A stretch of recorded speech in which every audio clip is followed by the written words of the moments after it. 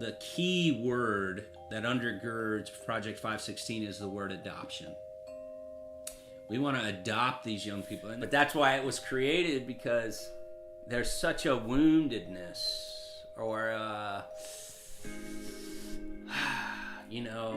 just want somebody to say, I want to pour into you.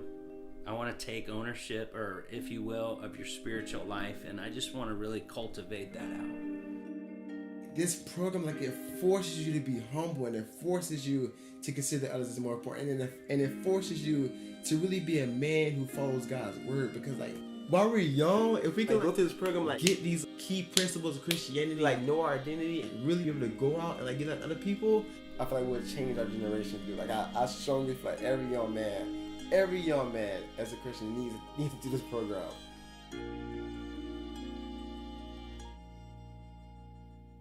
A brief overview of 516. It is a 10-month program, but we have a year 2 program attached to that, where it's built in a sense where you have really, really high accountability. So you have 3 different levels. You have a peer-to-peer accountability meeting every single week, where you're meeting with the guys that live with you. Then you have a leader student accountability meeting as well, where you're meeting with the staff member each week, and those last 2 hours long, because we're more concerned about how you are doing and how you are growing.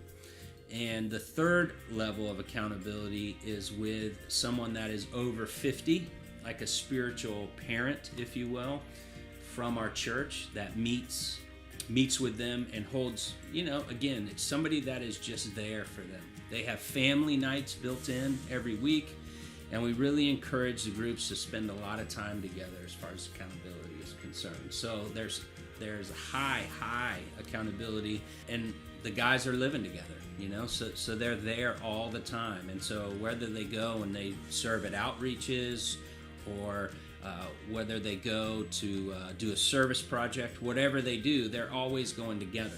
So they're never really alone. And so that's one of the components that's built into the program that makes it so unique. And I think it really teaches these young men how to do life together.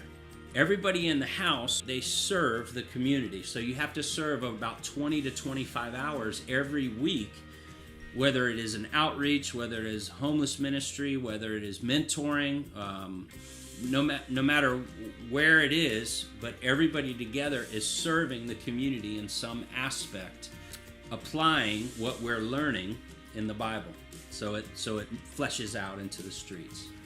I know. If it wasn't for the Impact House, I would probably be back in prison. If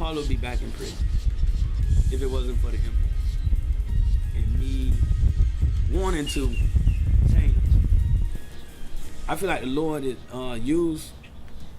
used the program to help me better myself, to be a light in the same community that I was tearing down.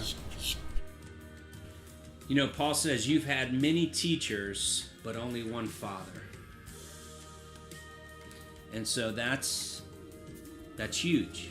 We can go get it, great teaching messages, but how many fathers, And so that's what we want to do. We want to father this next generation.